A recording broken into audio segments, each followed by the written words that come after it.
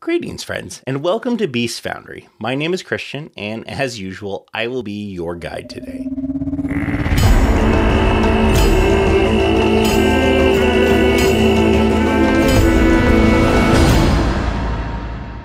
Today, I would like to cover some of the unique cantrips to the world of Chondara. We're also going to touch briefly on specific familiars and some of the changes that I have made to how they operate.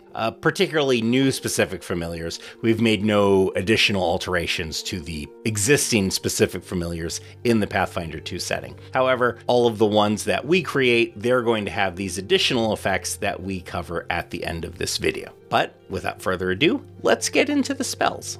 The first spell we have is called Beast Claws.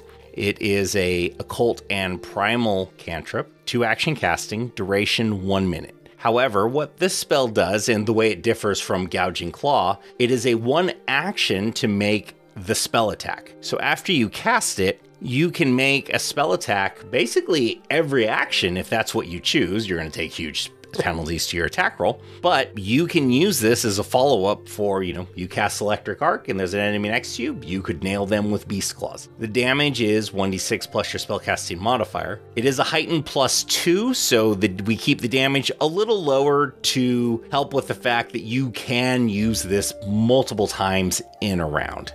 Next on our list is Bolster Life. This is a divine and occult cantrip. It's kind of a healing supplement, really. It targets 1 creature, duration of 1 minute, and what it does is it allows you to bolster their hit points, granting temporary hit points equal to 1d4 plus your spellcasting ability modifier. This is also a heightened +2, so when you're 5th level, it's going to do 2d4 plus your modifier, and 9th level, 3d4 plus your modifier, and so on. It's never really huge numbers, but it is a way to allow the quasi-healer of the group to really have an impact with a cantrip, and even if they're out of spells, still fulfill that part of their role.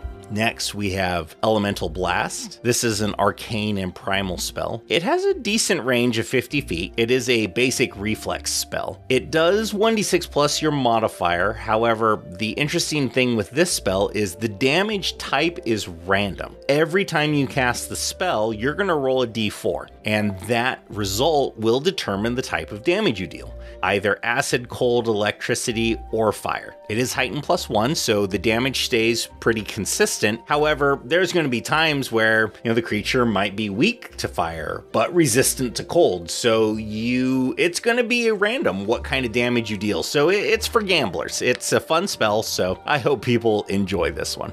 Next is one of our 3-action spells. I did feel there was no 3-action cantrips, and I wanted the blaster type casters to get the feel of the quintessential fire, electric, and cold spell. I wanted them to have that available to them as cantrips and keep that area of effect feel of a true blaster spellcaster. So this one is a arcane and primal spell. It has a range of 60 feet. It is a 10-foot burst, so it has the potential to target several enemies. It's a basic reflex. It deals 1d6 damage, but it does not include your spellcasting modifier. It is a heightened +1, so at 3rd level it does 2d6, at 5th level it's going to deal 3d6, but you don't get that modifier, so you're going to deal more damage if you can target that group, but it's less than your existing spells that are 2 actions that target individual creatures.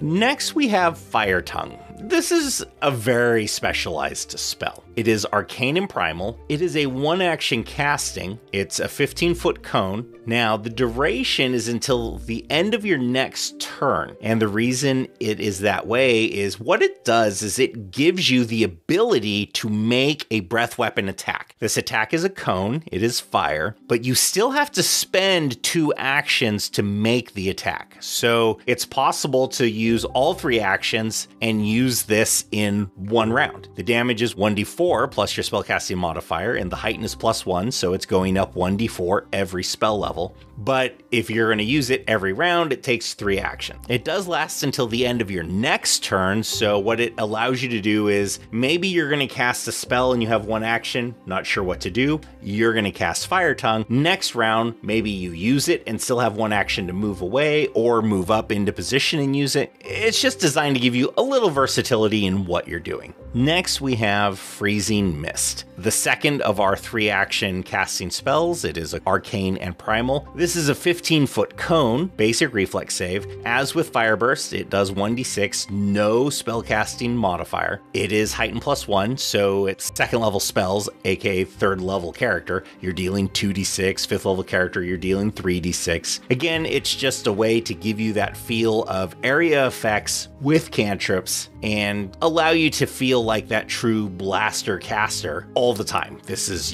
available to you every round if that's what you choose. Next is Fortify Magic. This is Arcane and Occult. It is a 1-action casting and it lasts until the end of your turn. What it does is it helps combat that +1 from potency runes that most people get with melee attacks. It gives you a +1 circumstance bonus when you are to your spell attack rolls, but also your spell DCs. It is heightened at 4th and 7th level to +2 and +3. So it gives you that for 1 spell, it's going to give you that ability to stay a little bit on par with some of your adventuring colleagues that get this bonus from their equipment. I know conventional wisdom is Paizo does not like to give these out clearly, as they haven't. However, I've played around with this a bit. I really haven't felt that there is any huge advantage to spellcasters with doing this. It's honestly more fun. It gives them a better chance of getting success, so I think it's really fun. I hope you do too.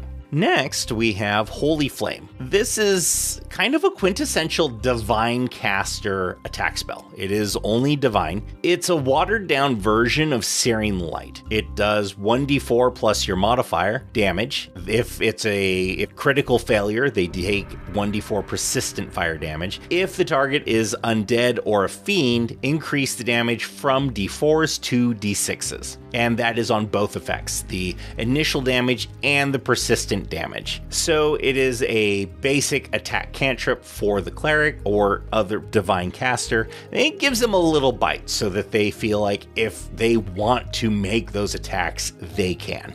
Next, we have Internal Forge. It is an arcane and divine spell. It is a 5-foot emanation and the duration is sustained. So every consecutive round, you're going to need to spend an action to keep it going. But what it does is inside the emanation, any creature is going to take 1d4 fire damage. Now this of course affects your allies, but what it does is offers you a tiny incentive to keep monsters from just standing next to you and hitting your very low armor class. They're going to consistently take that fire damage at the beginning of their turn or when they enter that emanation. It is a heightened +2, so the damage isn't going to increase at a drastic rate. At 5th level, you would deal 2d4 fire damage to creatures inside that emanation. So, it's only a minor incentive to get them to move away, but at least it's something.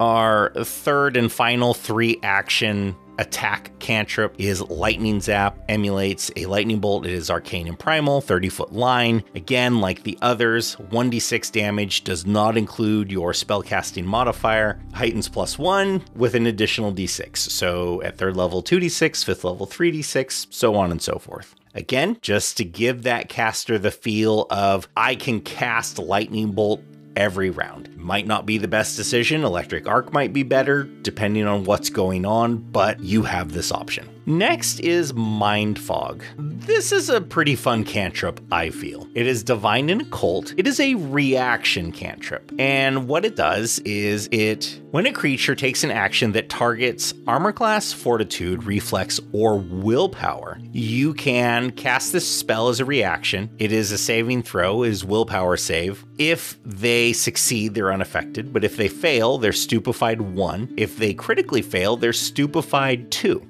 and that not only lowers their intelligence, wisdom, and charisma by the stupefied value, it also makes them succeed at a flat check to cast a spell. So it's kind of a way to help protect your allies from enemy spellcasters. So I feel it's a fun little spell that allows the divine and occult spellcasters to really capitalize on their unused reactions, because it takes a while before they get anything that allows them to use it. Next, we have Regaling Winds. This is also divine and occult, and also a reaction spell. The trigger is a creature makes a check or saving throw to end an ongoing effect. You give them a +1 status bonus to this check or saving throw to end any ongoing effect. This could be to end a spell effect, end ongoing damage, or anything like that. It just helps them with a +1. It heightens at 4th and 7th level respectively to give them a +2 or +3 to stay competitive with character leveling. So it's just another way for you to use those unutilized reaction bonuses as divine or occult casters. Next, we have the spell Roar. Now, this is a rare cantrip. It honestly shouldn't really be given out unless under very specific circumstances, which are going to be covered later in another video. But since it's here, we're going to go over it. It is a 1-action casting. However, it is a flourish, meaning you can only cast it once per round. It is a 10-foot emanation, so it will affect your allies as well. Basic fortitude. The damage on this one is a little different than most cantrips because it starts off 1d4 plus your spellcasting modifier. Nothing unusual there. However, every spell level, the increase is a little different because it goes to 1d8, then 2d6, and then 2d8. So it allows you as a 1-action spell to deal some significant damage. Now, yes, I absolutely admit this spell is a little overpowered. That's why it's rare, and there's very specific circumstances as to when this spell will be given out. And as I said, covered in a later video, so for the most part, it's really not available. Next, I personally love this spell. I'm sure some of you won't like it, but I think it's really fun. It is called Vinelash. It is divine and primal, standard 2-action casting, range of 50 feet. It doesn't deal damage, however, you make a spell attack roll against the target. If you critically succeed, you can pull them 10 feet closer to you. If you just normal success, you pull them 5 feet closer, and then obviously if you miss, nothing happens. It heightens 3rd level that you increase the distance pulled by 5 feet. Thusly, on a critical, it becomes 15 feet. Standard success is 10 feet. And then it heightens again at 6th level by adding an additional 5 feet for 20 feet on a critical success and 15 feet for a normal success. And this is just a way to allow you to help manipulate the battlefield, that you can pull creatures out of position so they're not flanking your allies, or they have formed a wall that you can't get past and you're able to disrupt that. Last on our new cantrip list is Unholy Flame. In all honesty, this is simply the opposite of Holy Flame for evil characters. It is the divine tradition. It is cold damage instead of fire and evil instead of good. It deals the same 1d4 plus your modifier, and if they critically fail, they take 1d4 persistent cold damage. This one increases the damage from d4 to d6 if the target is celestial. Not as versatile as Holy Flame, but again, for evil characters, not good characters. I wanted them to have something too that was a basic attack spell. I didn't want anyone left out. I know there certainly are players out there that do enjoy playing evil characters. I sometimes enjoy doing it as well, so I didn't want anyone to be left out. Now, let's go ahead and take a quick peek at a specific familiar, specifically the Behireling. Now, this cute little guy, he has required number of abilities of 4. He is a tiny beast. You get Climber, Dark Vision, Fast Movement, Land, and the Resistance ability, which is normally it grants a resistance to 2 types of energy damage. This is Electricity is a must, and the second one can be whatever you choose. It is free. Now, Now here's where it kind of differs from normal specific familiars. You gain the Lightning Zap cantrip as a free innate cantrip of your spellcaster tradition if you have one. So if you were a cleric and got the Hireling of a familiar, Electric Zap would be considered a divine spell for you. It could be considered primal if you were a druid, or it could be arcane if you were a wizard or a sorcerer, or it could be anything if you were a witch, depending on what tradition you're following. This guy is kind of designed along the premise of either you're focusing on familiars as a wizard or you have the familiar master archetype. We see now where the true difference comes in on our specific familiars is there are feats. So at 4th level, say you are Familiar Master, these feats all become part of the Familiar Master feat list. They are considered class feats if you are doing this through a class, or through the archetype, they are considered an archetype feat. At 4th level, you can get electrical resistance. So you are resistant to electricity equal to half your level, minimum of 1. Or you could take Static Shock, a reaction that you can channel latent electrical energy through your body, dealing 1 point of electrical damage per level, and you can immediately attempt an escape action.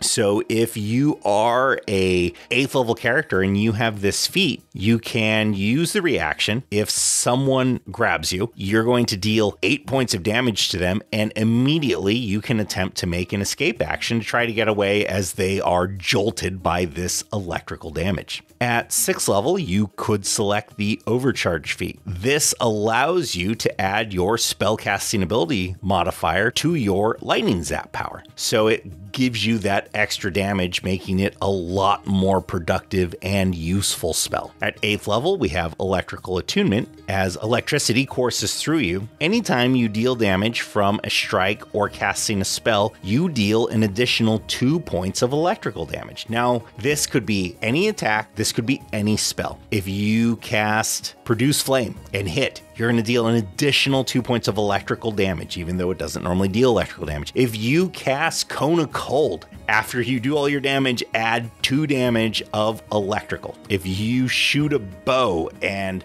that arrow, it deals an additional 2 points of electrical damage. It is just a flat +2 to your damage for any strike or spell that you cast. And lastly, we have Lightning Master. You get to add Lightning Bolt to your spell list. So if you are a Divine Caster or Cult Caster, that becomes a spell available to you. If you do not cast spells, it becomes an innate spell so that you can cast Lightning Bolt once per day. I thought this was a really fun thing to do with familiars, so even if you weren't a spellcaster, this little guy, there is an advantage to taking him. He gives you a lot of abilities, and he doesn't become this, oh, all he is this little animal that's running around and maybe is addressed every once in a while. It is a way for your character to pick up some true bonuses. So all of our specific familiars are going to be designed in this manner, so I hope you can look forward to our additional ones. Again, I just feel that we want to